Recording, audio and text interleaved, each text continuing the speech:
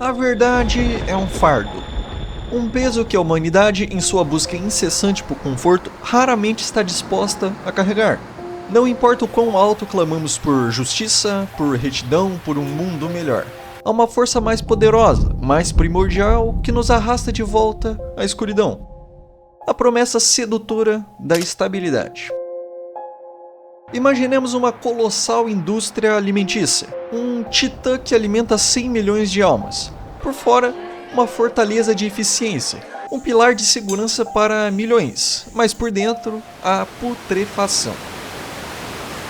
Abusos velados, corrupção enraizada, exploração em sua forma mais abjetas, do chão da fábrica aos gabinetes mais altos. Este império se ergue sobre a fragilidade humana, uma teia de injustiça que se estende por cada elo da cadeia.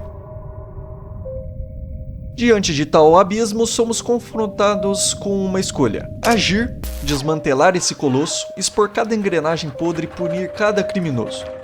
Mas a consequência? A falência da indústria, a fome para 100 milhões, o caos se alastrando como uma praga. Ou a inação, fechar os olhos para a podridão interna, permitir que a injustiça continue a corroer as fundações em nome da segurança e da estabilidade dessas mesmas 100 milhões de vidas. A maioria, sem hesitar, escolherá a segunda opção, e não por maldade inerente, mas pela profunda aversão ao abismo da incerteza. Financial assets related to home mortgages have lost value during the housing decline, and the banks holding these assets have restricted credit. As a result, our entire economy is in danger. Essas 100 milhões de pessoas, em sua grande maioria, são defensores fervorosos da justiça. Clamam por ela em suas orações, em suas conversas, em seus corações, até o momento em que a justiça lhe bate a porta exigindo um preço: sua estabilidade, o seu pão, sua paz. Nesse instante, os arautos da retidão se transformam em guardiões fervorosos do sistema corrupto que lhes garante o sono. Esse não é um cenário hipotético, mas um espelho da nossa realidade. Quantas vezes o clamor por um mercado justo se cala diante da ameaça de uma crise econômica, de um tsunami de instabilidade? Estamos dispostos a permitir que corporações injustas caiam em meio às crises, que governos sejam derrubados, o sistema combatido e os corruptos punidos, que a justiça prevaleça, sabendo que isso jogará o mundo inteiro em chamas? O bem, o correto, o justo em seu nascer é sempre um arauto de incerteza, da transição dolorosa, do caos necessário para a reconstrução. E essa fissura por onde o mal sempre encontra seu caminho de volta. There's going to be a bailout. They knew the taxpayers would bail them out. They weren't being stupid. They just didn't care.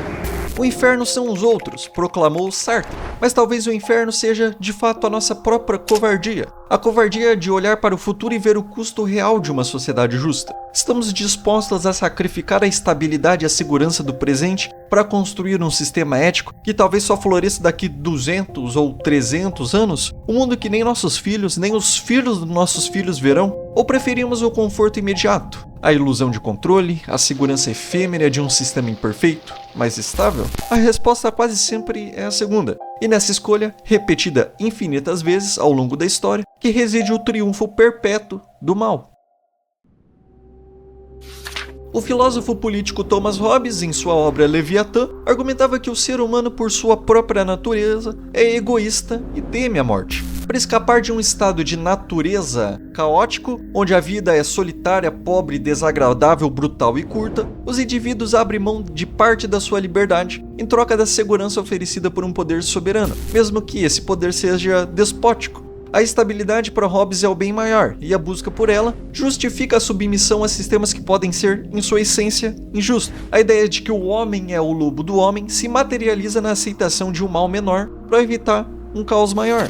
Quando as competições políticas ameaçam degenerar em guerra civil, é sinal de que o regime constitucional perdeu o seu valor prático, subsistindo apenas uma abstração.